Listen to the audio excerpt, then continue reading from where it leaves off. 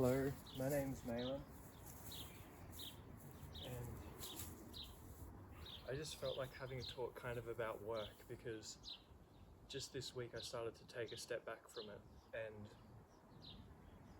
I've found that, it's not really going exactly the way that I wanted it to. There was kind of this, so I'm just trying to find where I put that.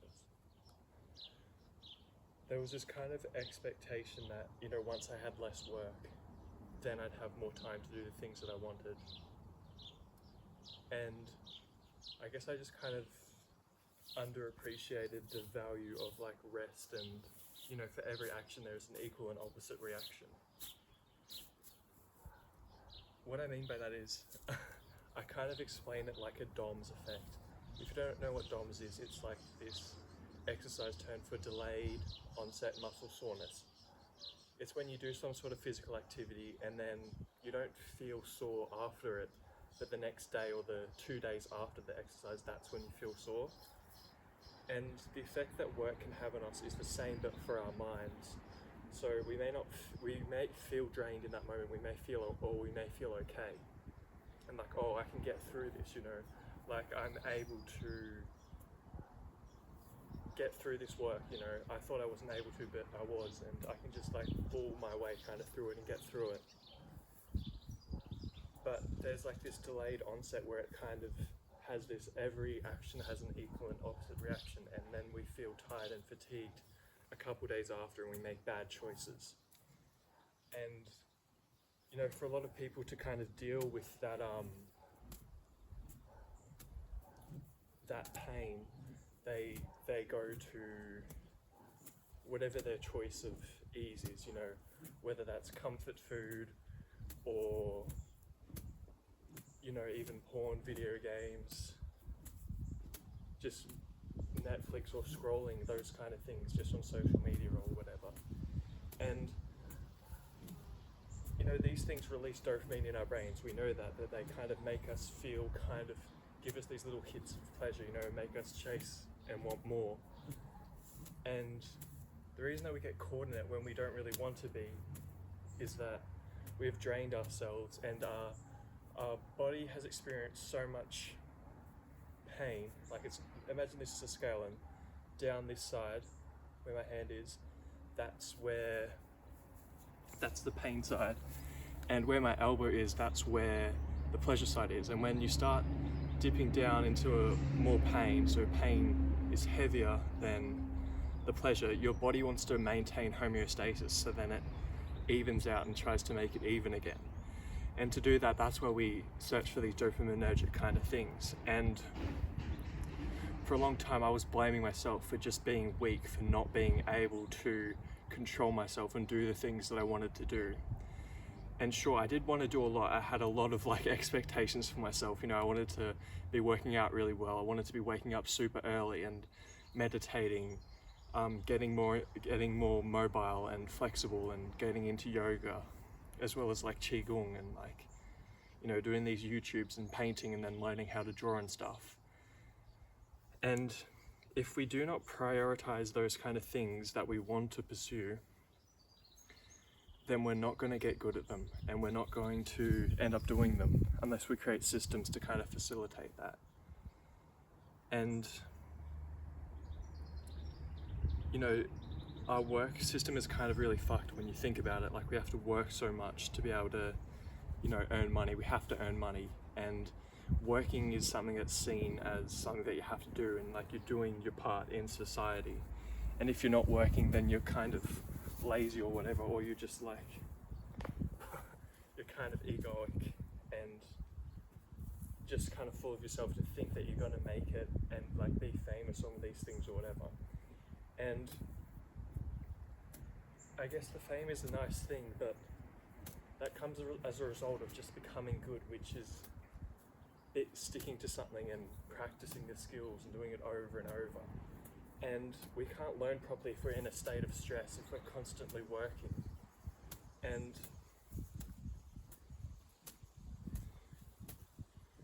I just think back to a lot of the best times in my life, and they have been when one of the first times I think was when I was about 17, and I had this really great summer.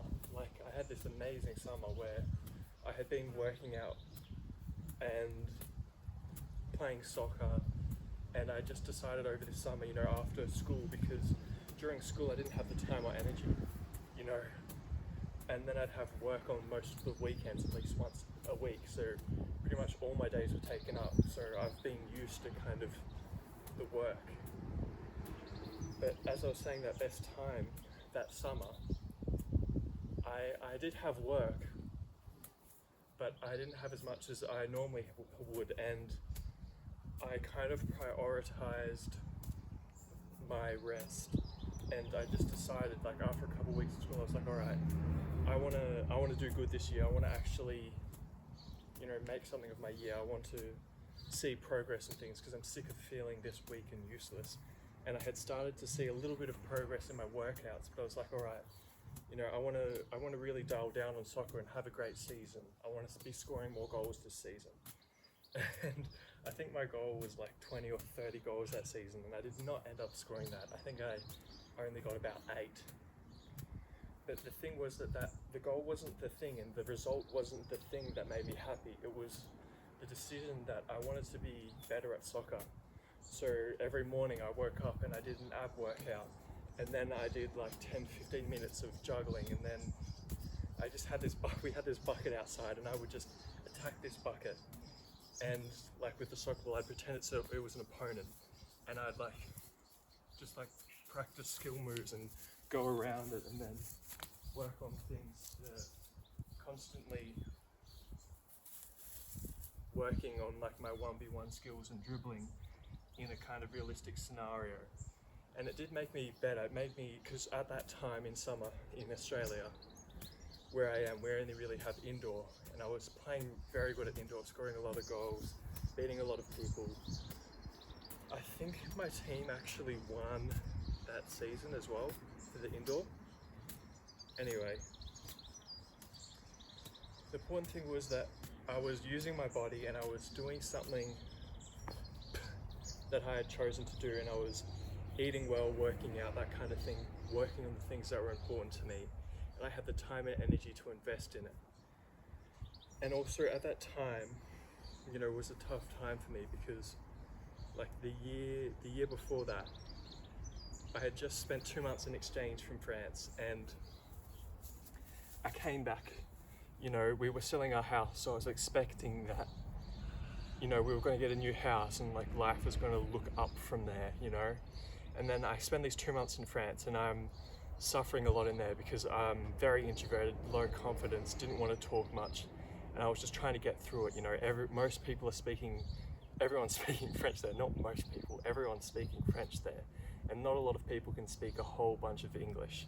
Luckily, there was like a few other exchange students there with me that spoke English, but it was really tough for me. It really opened up my eyes, and unfortunately, though my family was really nice there, I found it super difficult because they didn't really coax me out of my shell much. They kind of just allowed me to kind of settle in and stay in, rather than like, you know, getting out and doing something every day. You know, sure, we would do things, but not as much as I would like to, and I didn't get to see a professional soccer match there, which was one of the main reasons I wanted to go there, was to see the soccer level there and see an actual professional match, and to go to Marseille.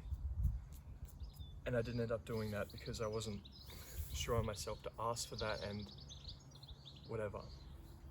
But anyway, when I came back home, like within that week, this was 5 years ago, so 2020, a big year for a lot of people. And I'd come back home. I wasn't sure if I was going to be able to get back home because there was a bunch of fires in Australia. So I was like, well, the plane's going to be able to even get in. And then I end up coming home, you know, come home, whatever, everything's fine. And then I think it was a couple days from coming back, you know, my family had like a meeting. You know, Mum said, oh, well, I've got something to tell you guys. And my parents were going to split up. And I was just like shocked because I was, you know, you're not really expecting that. You just think that your family's going to go on. But I definitely knew that we weren't very happy and that we weren't very normal in that kind of sense. Sure, we had good times, but there was a lot of fighting and a bit of anger, and something just didn't feel right there. So I was sort of, part of me was expecting it. But like through these tough times, we kind of learn a lot.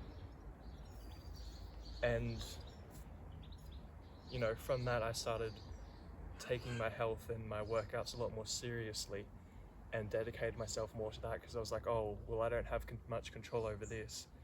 And, you know, I'm near the end of school and I want to work on things. I've got a lot of dreams, so I've got to work on them.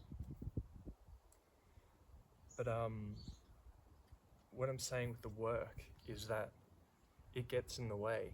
Like, I feel like I've wasted so many years just working or going to school or whatever just to get through it, because that's what was socially acceptable, that was what was right, that was what I was told was good. You know, my first job was when I was 14, which is when you're allowed to work in Australia.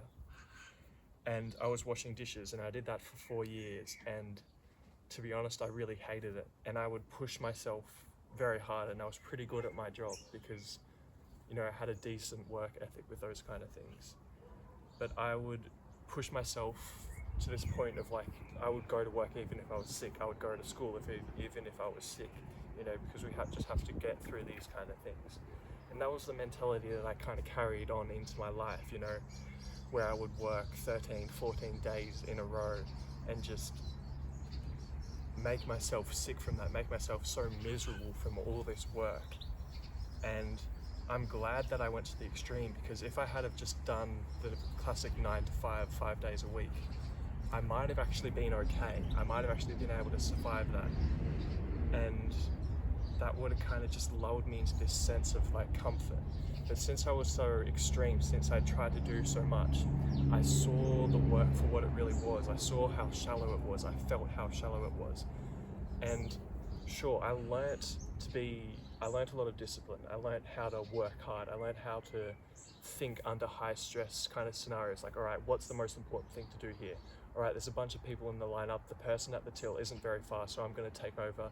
They are going to start preparing the cakes or whatever, take some of the meals, and then I'm just gonna like speed run my way through all these customers, because I'm like one of the fastest people at the till. I've like been here several years. And, you know, I would just be a good worker, so then they wanted me to work even more, and I would just say yes, because I wasn't prepared to say no, because I didn't feel like justified, like, oh, I want to say no because I want to work on my music, you know, I want to finish a song, I want to record a song. Like, how the fuck are you supposed to say that? It's like, well, you've got to work here. And I would just allow myself to kind of almost be bullied, this subtle bullying into kind of doing this work. And, you know, as I said, I'm glad that I did that, because it made me see through it. It made me frustrated, it made me angry. It's made me reach this point where I've like almost just broken, where I've just like been like, nah, fuck this. I do not want to continue my life doing this. This is not how I want to live. This just doesn't feel right to me. And I'm going to find a way out no matter what, even if, even if nobody watches this video, even if nobody even gets this far into the video. The important thing is that I am expressing myself, and that I'm doing the things that I want to do, and that I decided that I want to do, and that are important. And even if like 1 or 2 people just get a little bit of the message that I'm getting, then that'll be enough for me. Just me putting it out there is more satisfying than any amount of money that work could get me. And I mean that because I've worked and earned a lot of money, and since I was stressed, I just ended up spending it on all this stupid stuff. You know, I could buy like whatever I wanted really, and I would just buy these kind of stupid gimmicky things, or buy these stupid programs. I've spent thousands of dollars on PlayStation games and on FIFA points, which is like the stupidest thing when you think about it. And even when I was buying them, I was like, oh, it's stupid that I'm going to spend $160 to get these however many thousand FIFA coins. And then I'd be like, oh, but then imagine the player I could get. You know, that was my dopamine lever. That was kind of evening out this pressure and this stress that I was feeling from all the work that I was doing. And honestly, that's not the way that I want to live. And I think it's not the way that a lot of people want to live, but some people haven't had the opportunity to see another way. Like I said, I'm lucky that I've had this excess of doing this stuff, because if I hadn't, then I wouldn't have reached this breaking point as soon as I have now. Like, I've talked to people in their 30s and they're only kind of reaching this point and realizing it then. So I'm like 10 years like ahead of them, and I have this extra 10 years that I do not want to waste.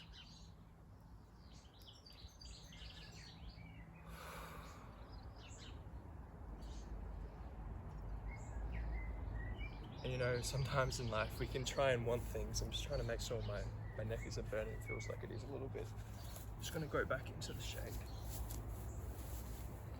As I was saying, sometimes we can like get too caught up. I find myself getting too caught up in like what I want to do and like how it's going to work out or how I'm going to earn money or whatever.